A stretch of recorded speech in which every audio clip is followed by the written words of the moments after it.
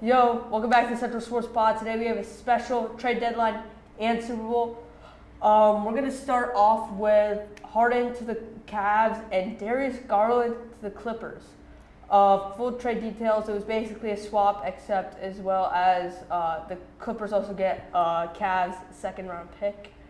Let's talk about it. Swing it over to Ethan. I mean, yeah, guys, the Clippers obviously have a goal in mind for this trade deadline and probably the offseason, really just the next few years to come. And it's to move away from the superstars, move away from, the 30-plus, 35, older guys. They're trying to have a young core. They're trying to stockpile some draft picks. We saw this in this trade. You got Darius Garland, two-time All-Star, I believe. He's way younger than James Harden, has, a higher potential for right now, but James Harden is the guy who's going to make an impact immediately. Darius Garland did have kind of a slower start to the season than he has in previous years, but I like, actually I don't really like this trade for either team. I've never really seen a trade where both teams genuinely may have lost this. I guess the Clippers do get a young star and the second round draft pick. I think they could have gotten a first, but I do like where the Clippers are going as an organization. I think they've got some stuff to change, but it all starts with getting draft picks, really. All right, honestly, I don't know why James Harden really wanted to leave this badly. I mean, they've won 17 out of their last 21 games or something like that. They've been looking good, and I just think that I get it's James Harden. He's a bit odd with how he wants to get traded, and he's just constantly seeking active glory. But I just feel like he was working there. I don't really get it. I think that we could look at maybe potential suspension coming up for Kawhi now, because maybe James realized, this is happening because he obviously knows more about what's happening with the Clippers organization than we do. So if this could just be hinting at, Kawhi might be gone and he must compete. He's at the end of his career. He's never won a chip. So I think it's a good move for Harden, I guess. But overall, I don't think it's a great trade for either team. Now we're going to go on and talk about the Utah Jazz trading for Triple J. I don't love it. Jazz already has plenty of big men, Walker Kessler. But we're going to swing over to Ethan for some analysis. Yeah, you guys can see all the pieces that the Jazz had to give away for Jaren Jackson Jr. Obviously, Jaren Jackson Jr. is a good player, but they really gave a lot for someone who hasn't even defined themselves as a high-tier superstar. I mean, you gave away a bunch of young talent, including Walter Clayton Jr., who they didn't even give a chance to try to show himself off after finally just getting out of college. So I think it's a little bit of a bold trade to make for the Utah Jazz. It seems like a trade that a win-now team would want to make. Obviously, the Utah Jazz are not one of those teams. Memphis Grizzlies, on the other hand, I kind of thought they were going to be a little more competitive this season than they are, but I think they're trying to move on from the Jaren Jackson Jr., Ja Morant, era, obviously, because they just traded one of those pieces away. But I do think that the Grizzlies probably won this trade. They have a bunch of young players who they can still work with going up to Thursday and next offseason. And they got 3 first-round picks, which are going to, serve a great purpose in the future or potentially soon. I don't know if they're done yet this offseason. Maybe they're going to try to go and get some more young talent. But Utah Jazz don't even have enough players to fill out a roster at this point. They had 4 people coming off the bench last night, so they're going to have to fill out the roster somehow, and I'm intrigued to see how that's going to go later on. Yeah. Obviously, this trade had a lot going on in it. Something under the radar, though. Wolves getting some cap for maybe a superstar. I kind of love it. I kind of love seeing the Wolves go all in now because Anthony Edwards, I believe, is one of the best players in the league, possibly the face of the league. And so I would love to see, Minnesota, go to the championship and win their first chip as an organization. Yeah, I mean, Minnesota is definitely, they're paving the way for possibly the next piece to make them a staple of the NBA. And honestly, maybe I don't think this just has to be a one-year thing. They can easily have this team and win the next few years and get chances to win the championship. And moving back to the Jazz, I just feel like Jazz haven't been good in so long. Yeah, Jazz. I guess this is just them saying we're admitting that we just need to rebuild and restart. And hey, maybe a veteran like James Wiseman could come back and help them with it. I mean, I don't know. I feel like the Jazz. I'm just confused on this because they traded away 3 picks, I believe. And if you're trading away 3 picks, that doesn't seem like you're realizing you need to rebuild. I think the last time that they were really competitive was in 2021 when they were the 1 seed. And, I mean, this is going to be really interesting to see what their next moves are. I don't think they're done. I think they're going to need to make a couple more moves at the deadline to even really make sense as an organization, because the last thing you want is to become another team like the Kings, who just have no direction at all, and going up or down just doesn't really make sense. I think that's what they're heading towards right now, and obviously it's very bad, so they better get to making moves soon. All right, we're going to move over to Ethan to talk about who the Timberwolves might try to get. Yeah, I know that obviously this was a big name was involved in this. That was Jaren Jackson Jr., but I really think some people are not noticing the fact that the Timberwolves got rid of $10 million in their salary cap. That's something you don't do unless you're trying to pursue a big name. So I think we need to keep a close eye on this Timberwolves franchise. Are they going to trade for Giannis? I know that's been one of his maybe not preferred, but definitely rumored destinations. We obviously had talked about last episode the Warriors being a pretty good suitor, maybe even the Portland Trailblazers with the Bucks trying to get back some of their picks. But I'm going to talk a little bit about the Nikola Vucevic trade and then go back into Giannis. But obviously we can see it right here. The Boston Celtics gave up Anthony Simons, who was playing amazing. They obviously had a really good roster built out. We've seen that this season so far before the trade deadline. They've had the 3rd seed kind of competing to get into that 2nd seed spot for the Eastern Conference. But I think that the Celtics adding a true big man is really going to help them down the road. And they already have a pretty heavy backcourt. So I really like this for the Celtics. I really do. The Bulls are now without a big man, so we're going to have to see what they can do later on. Maybe I've heard about Zubac potentially. I think that'd be an interesting trade to see happen. But there's so many other big men out there who the Bulls could potentially have in their hands. But going back to Giannis, what do you guys think could happen here potentially? All right, before we get into this specifically, we just want to say today is Wednesday, February 4th, so things could happen before it gets uploaded. We just Obviously, don't know. trade deadline tomorrow, Thursday. Yeah. I mean, I'm not even 100% sure Giannis is going to get traded. Obviously, he's on the market, but if the Bucks don't find the offer that they want, why should they trade him? They've paid him plenty of money, and I just don't know why they would want to give Giannis what he wants. Obviously, he brought them a championship, but they paid him for it. So could we see Heat or Blazers, one of those teams with maybe better assets, like young players, young talent, and picks-wise? Could we see him go there? I don't think he's going to get traded for a trade deadline. I know it's a hot take, but I think he's genuinely going to get traded in the offseason. I think the Bucks are going to just wait it out and not make any moves. Because if I'm the Bucks, what do I love? Like, what package am I really loving? I think the Warriors right now with 4 first-round picks is pretty enticing. Yeah. And I mean, Timberwolves are also making all the moves they can. So this is coming from a Bucks fan too. So I think he's out. We'll just see what the pick package turns out to be. Obviously, with Gobert, there were 7 picks, but see what Ethan has to say with the analysis.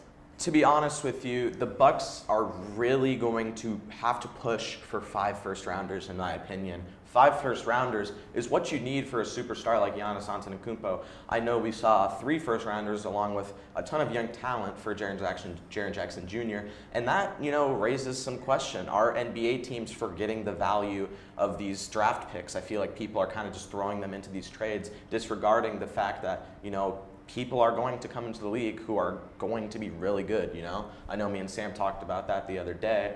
But honestly, if the Bucks want to get rid of Giannis, you need at least 5 first-rounders, in my opinion. What about you guys? Ethan and I were talking about it last night about how some picks are kind of undervalued. That 20th pick to 40th pick can be very key for a team that's just missing that one role player. That guy who can, shoot the 3 ball, get back on defense. That can be very key in helping a team get to a championship. Obviously, there have been role players ball out, MPJ, who was a role player for a long time on the Nuggets, is now on the Nets, and he looks fantastic. I mean, also look at AJ Green this year. Look at the Bucks got him, and he's been a pretty good piece for us this year. So I think that picks are going to be important, and the Bucks will need all that they can get when they make the move. Yeah, and I mean, we've seen Jaden Ivey trade, obviously. We didn't get into that as much, I thought, but we can see pick swaps happen. The Pistons swapped with the Minnesota Timberwolves, which is going to probably be a guaranteed, better pick rather than having their 29th or 30 pick. But yeah, guys, what are you thinking? I think the Ivy trade was definitely very interesting, and I think that the Bulls will have to make all the moves they can because right now they are so guard filled and they need that big man back. We could see them maybe targeting Ivica Zubac. Obviously, he would pair nicely with Garland, as that pick and roll I believe would be nasty. But if the Bulls could get that guy to, get those rebounds and, just let, Kobe White, ball out up there, I think I that just would be don't great. know if Kobe White will really be there that much longer is the thing. Right now, it's looking like all the guards they get. I don't mean to interrupt, but we just got some breaking news, guys. This is actually really, really incredible now that this just happened 3 minutes ago. The Dallas Mavericks are trading 10-time NBA All-Star Anthony Davis, Jaden Harvey, D'Angelo Russell, and Dante Exum. Wait. Let's take a guess on where we think they're going. I think Raptors. Raptors? Knicks. Well, he's actually going to the Wizards with Trae Young, and they're giving away Chris Middleton, A.J. Johnson, Malachi Branham, Marvin Bagley III, and 2 first-round picks and 3 second-rounders. That is insane. Wow, that is crazy. This is insane. What This the is heck? great for the Wizards. Now, Trae Young throwing lobs to AD. Who's watching a Wizards game this year? Insane. I'm I wanna going to watch watch I'll a watch Wizards the game. Wizards games. And with the Wizards, they obviously have a young core. They didn't really give away that many, really big names. They still have Keyshawn George. They still have Bilal Coulibaly. He's going to be a free agent, but I think they should re-sign him. Alexander Sarr. Yeah, Oh my Sarr. days, Wizards are all in. Wizards are all in, This guys. just Let's changes go. everything. This is Oh. crazy.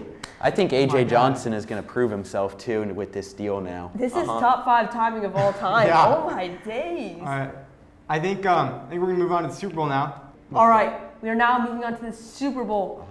To start off with, who do you guys think is going to win? I think it's going to be the Seahawks. I really like their chances more than the Patriots. Drake May hasn't looked great, but Ted knows the most, so we'll let him talk about that for now. What do you think, Ted? All right, I'm going to start just doing a little introduction for each team. That's right. We got the Broncos. Whoa, not the Broncos. The Patriots. They just beat the Broncos. We got the Patriots. They're a young team. This is just a crazy rebuild for them. They 11 more wins in the regular season than last year or something like that. And it's really are they trustable? Because they've had an easy schedule.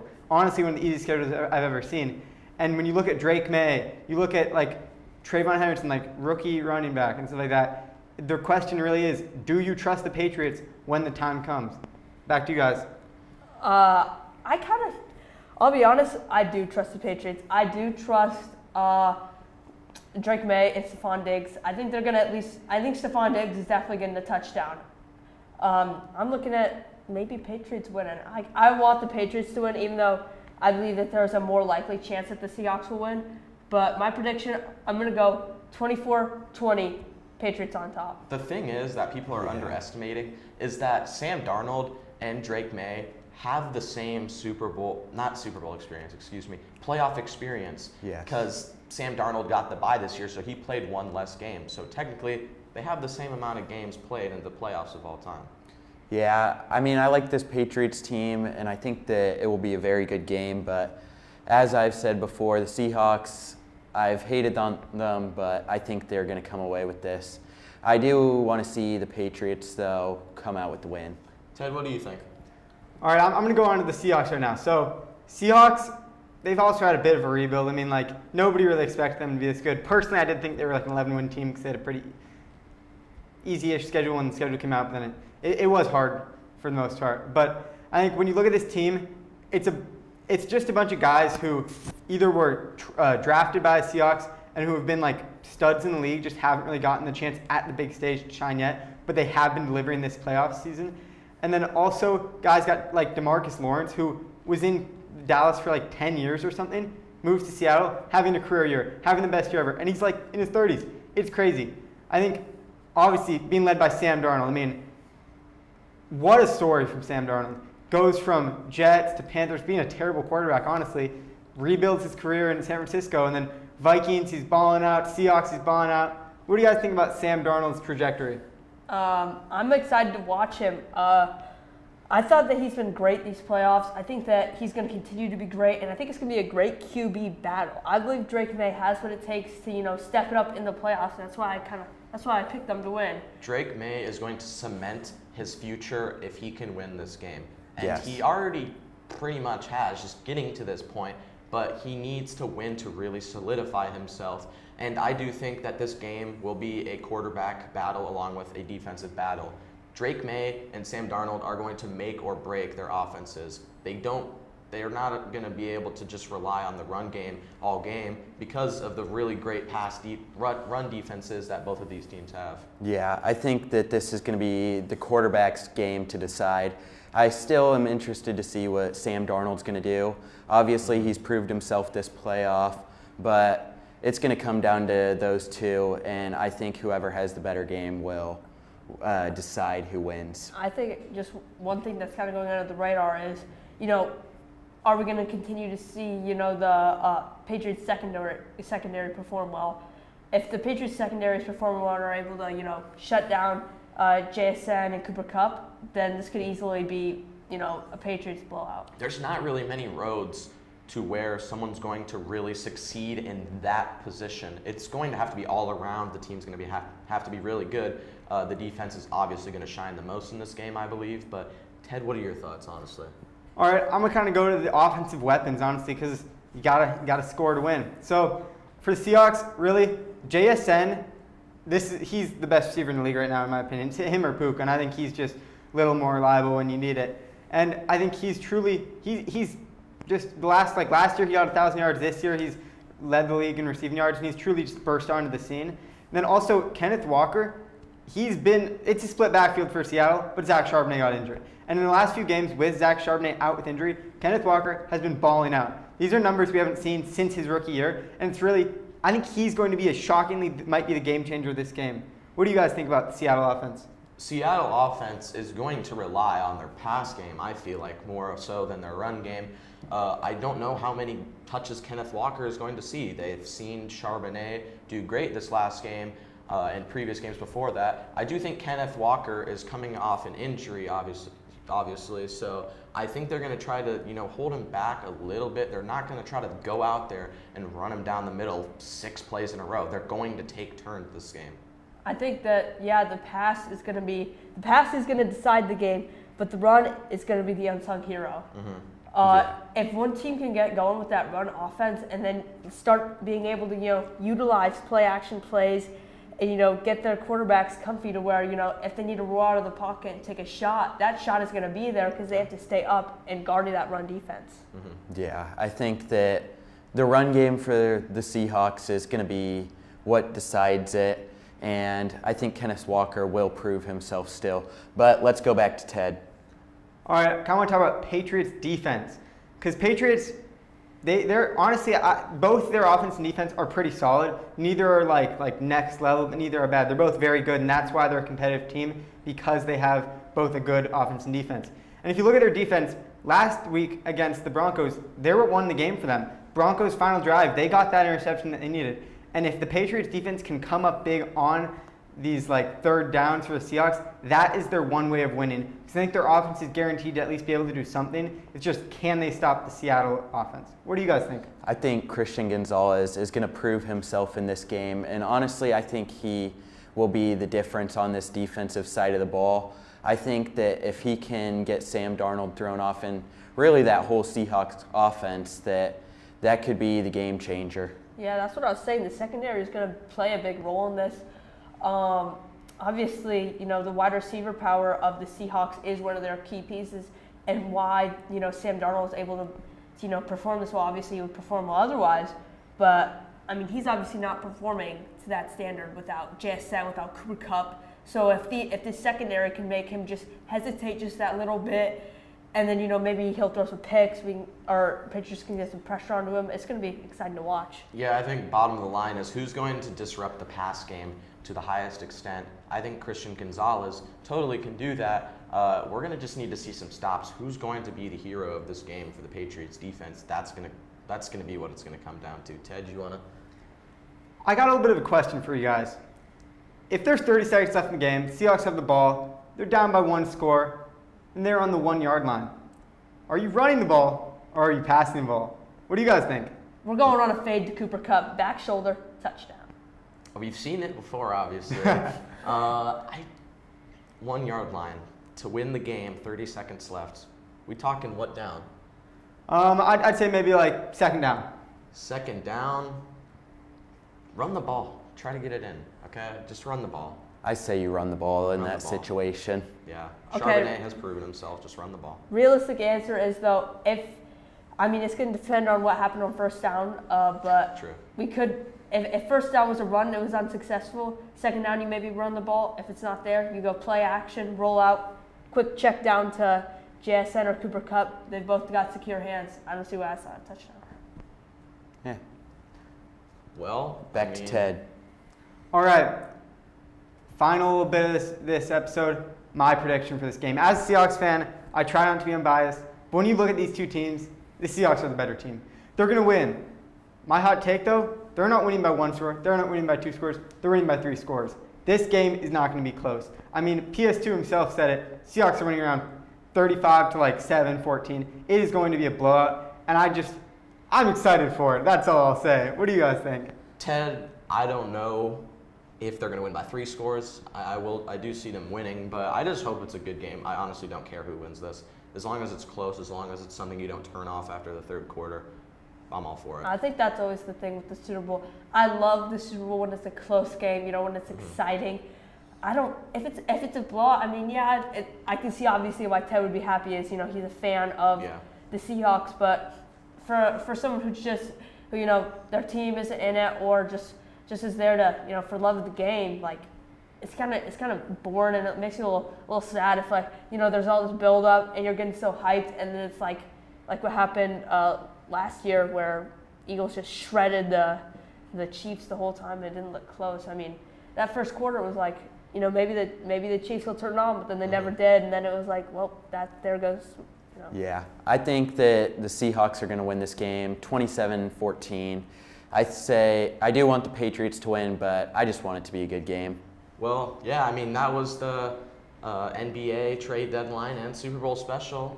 We hope you guys enjoyed the little bit of a different setup. We enjoyed it. There were some technical difficulties, but we will be back, maybe not next week, but the week after that. But hope you guys enjoy the big game, and we'll see what happens at the trade deadline. But you guys enjoy yourself. Peace. Peace.